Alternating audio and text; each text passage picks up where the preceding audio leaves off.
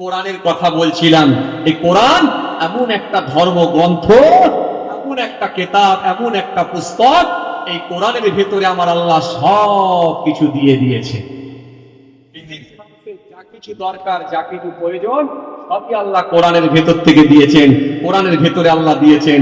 এই জন্য এই কোরআনকে নিয়ে যারা গবেষণা করেছে, নিশ্চিত ভাবে ওই মানুষগুলো গেনার হয়েছে। আপনি অবাক হয়ে যাবেন, এত সুন্দর করে আল্লাহ কোরআনকে সাজিয়েছেন, আপনি অবাক হয়ে যাবেন। 117 জায়গায় শাস্তির কথা বলেছেন, 234 জায়গায় ক্ষমার কথা বলেছেন, 115 জায়গায় পৃথিবীর বর্ণনা দিয়েছেন, 115 জায়গায় আখিরাতের বর্ণনা দিয়েছেন, 13 জায়গায় দরিদ্রতা নিয়ে আলোচনা করেছেন, সচ্ছলতা নিয়ে 26 জায়গায় আলোচনা করেছেন, 77 জায়গায় ইবলিস শয়তান নিয়ে বলেছেন, 77 জায়গায় আল্লাহ ফারিস্তা নিয়ে বলেছেন, 88 জায়গায় জান্নাত নিয়ে বয়ান করেছেন, 88 জায়গায় জাহান্নাম নিয়ে বয়ান করেছেন, 5 জায়গায় আমার আল্লাহ পাক আজানের কথা বলেছেন, শীতকালের কথা 5 জায়গায় বলেছেন, গ্রীষ্মকালের কথা 5 জায়গায় বলেছেন। যে একটার সঙ্গে একটা যে সামঞ্জস্যতা, যে মিল, গোটা পৃথিবীর মানুষকে আল্লাহ অবাক করে দিয়েছেন। তার ভেতর আল্লাহ 117 জায়গায় শাস্তির কথা দিয়েছেন, 117 ইন্টু 2 234 জায়গায় আল্লাহ ক্ষমার কথা দিয়েছেন।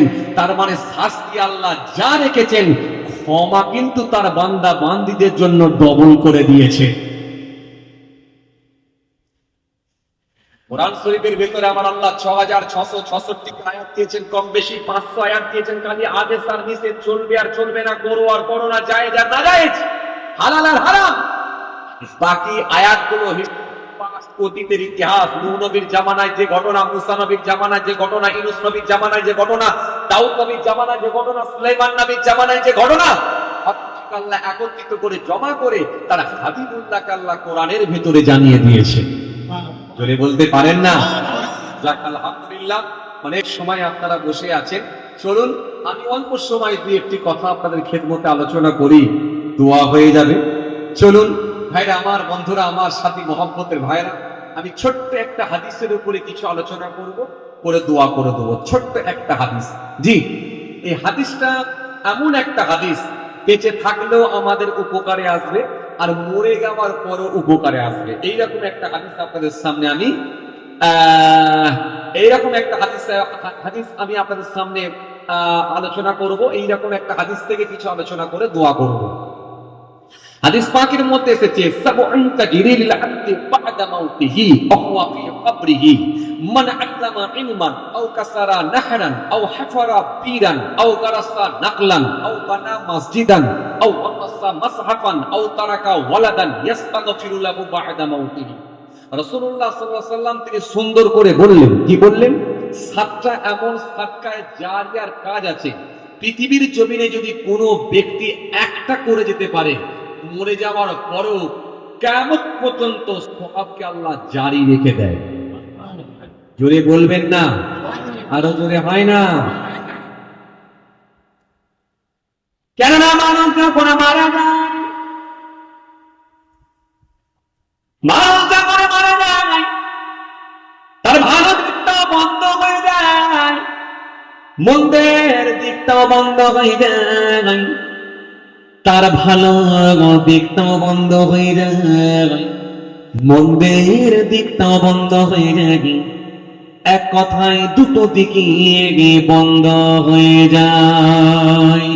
ওই মানুষটা যেমন নামাজ পড়তে পারে না, ওই মানুষটা যেমন রোজা রাখতে পারে না, ওই মানুষটা যেমন হজ করতে পারে না, যাকাত দিতে পারে না, অনুরূপ ভাবে ওই মানুষটা আর লটারির টিকিটও কাটতে পারে না, অনুরূপ ভাবে ওই মানুষটা মিথ্যা কথার উপরে আর পণ্য বিক্রি করতে পারে না, আমানতের খিয়ানত করতে পারে না, অনুরূপ ভাবে ওই মানুষটা অন্যায় কাজগুলো করতে পারে না।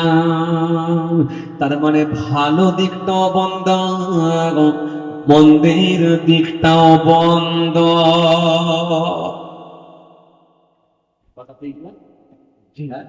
কথা বল ঠিক না? মারা যাওয়ার পরে কিছু করতে পারে? নামাজ পড়তে পারে? রোজা রাখতে পারে? হজ করতে, যাকাত দিতে পারে? দান খায়রাত করতে পারে? কুরবানি করতে পারে? পারে না। অনুরূপভাবে লোকের সঙ্গে প্রতারণা করতে পারে? পারে না। গীবত করতে পারে? পারে না। আমানতের খেয়ানত করতে পারে? পারে না। হ্যাঁ, পরচর্চা করতে পারে না। জি, পারে না। লটারির টিকিট কাটতে পারে না। তার মানে তার মন্দের দিকটাও বন্ধ হয়ে যায়। যেমন বন্ধ, মন্দের দিকটা কথা পায় না, মন্দের দিকটা বন্ধ। কিন্তু নূহ বলছেন 7টা এমন কাজ আছে পৃথিবীর জমিনে বান্দা যদি একটা করে যেতে পারে, এই একটা করে গেলে কিয়ামত পর্যন্ত আল্লাহ সওয়াবকে জারি রেখে দেয়। একটু জোরে বলেন না। তার মানে এই হাদিসটা যদি আপনারা আমল করতে পারেন, নিশ্চিতভাবে আপনারা উপকৃত হবেন, নিশ্চিতভাবে আপনারা গেনার হবেন। এই 7টার ভেতরে যেটা সহজ হবে সেটাই ধরবেন, যেটা মনে হবে যে এটা আমার সহজ হচ্ছে সেটাই নেবেন, চাপের কিছু নেই। নবী 7টা দিয়ে গেছেন, আমি আপনাদেরকে 7টা দিয়ে যাব। যেটা মনে হবে সহজ সেটাই নেন, নিশ্চিতভাবে আপনি উপকৃত হবেন। অনেকটা আপনি বলতে পারেন ইন্টারেস্ট সিস্টেম আমল, ইন্টারেস্ট সিস্টেম আমল, ইন্টারেস্ট সিস্টেম কথা বুঝে আসে। যেমন আপনারা ইন্টারেস্ট সিস্টেম টাকা বোঝেন, আরে কথা বলে না, জি হ্যাঁ না কিছু বলে না, জি ব্যাংকে টাকা রাখে সুদে বাড়তে থাকে, এরকম কিছু লোক আছে না, কথা বলে না। এলআইসি করাই অভ্যস্ত এমন কিছু লোক আছে না, টাকা বাড়ে, জি ব্যাংকে টাকা রাখে সুদে বাড়ে, টাকা বাড়ে, ইন্টারেস্ট সিস্টেম কথা বলে না, জি এরকম ভাবে কিছু লোক টাকা রাখায় অভ্যস্ত নয়। আছে আছে কিছু মানুষ দেখবেন আজও পর্যন্ত হারাম কাজের সঙ্গে যুক্ত আছে, আছে না নাই, আছে না নাই। হ্যাঁ, আপনি মিলিয়ে নেবেন, এই যে দেখেন না এত মানুষ, এত মানুষ সবার মাথায় দেখেন টুপি, কি সুন্দর লাগছে বলেন তো, সাদা টুপি, নীল টুপি, কালো টুপি, চিকচিকে টুপি, পাথর লাগানো টুপি, কত রকমের টুপি, কত সুন্দর লাগছে দেখেন তো, যেন মনে হচ্ছে সব আকাশ থেকে ফেরেশতা এসে বসেছে, কথা বলে না, কথা বলছেন না কেন? ঠিক জুম্মার দিনও যাবেন দেখবেন ওই রকম সুন্দর লাগবে, একবারে উপরে দেখবেন উপর তলা ভর্তি, নিচের তলা ভর্তি, সামনের বারান্দা ভর্তি, সামনের মসজিদ চত্র ভর্তি, সব যেন মনে হচ্ছে আকাশ থেকে ফেরেশতা এসে নামাজ পড়ছে। আরে হ্যাঁ না কি বলছেন না, কি সুন্দর লাগছে। ঠিক অনুরূপ ভাবে যখন ঈদের মাঠে যাবেন না, ঈদের মাঠে তো দেখবেন গোটা মাঠ ভর্তি, গোটা মাঠ ভর্তি, একেবারে সব দেখেন পাঞ্জাবি, পায়জামা, মাথায় টুপি, সাদা সাদা গায়ে জামা, সাদা পাঞ্জাবি, সাদা টুপি, সাদা পায়জামা, সাদা জুতো, সারা খুশবু মেখেছে, আতর মেখেছে, কেউ পাগড়ি মেখেছে, কেউ কেউ পাগড়ি মেরেছে, কেউ সুরমা দিয়েছে, কি ভালো লাগছে, যেগুলো জান ঠান্ডা হয়ে যাবে। তাহলে ঈদের মাঠেতে ভালো মানুষ, জলসাতে ভালো মানুষ, মসজিদে জুম্মার দিনে ভালো মানুষ, শবে বরাতের রাতে ভালো মানুষ, সব তো ভালো মানুষ। তাহলে এলাকায় যেগুলো এখনো পর্যন্ত বন্ধন ঢুকে আছে, সমীক্ষা বলছে 100টা ঘরের ভেতরে 80টা ঘরে বন্ধন ঢুকেছে, তাহলে ওই 80টা লোক কি বাইরের মানুষ?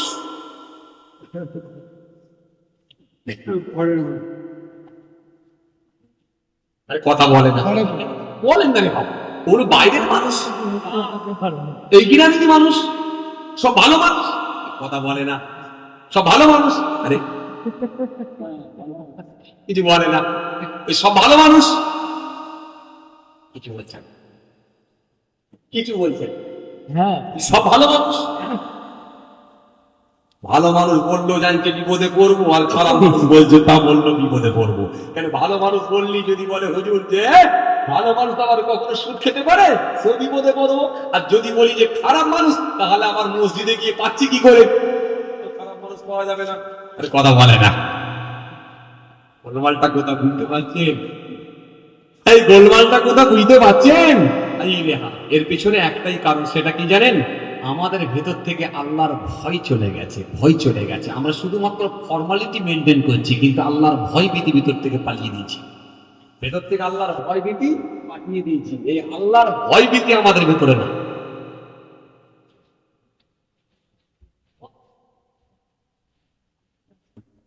হে তরুণী নওজোয়ান বাগেরা, হে আমার মুরব্বিরা, বাবা একটা সুদখোরকে গিয়ে যদি বলা হয়, ও সুদখোর তুমি কেমন করে এখনো পর্যন্ত মহিলা সমিতি করছো তোমার বউকে দিয়ে, ও সুদখোর, কেমন করে তুমি বন্ধন করছো? তোমার ভিতরে কি আল্লাহর ভয় ভীতি নাকি? তুমি কি সুদের বয়ান শুনো না? কেমন করে তুমি এরকম অন্যায় কাজের সঙ্গে যুক্ত? তখন সুদখোরটা কি বলছে?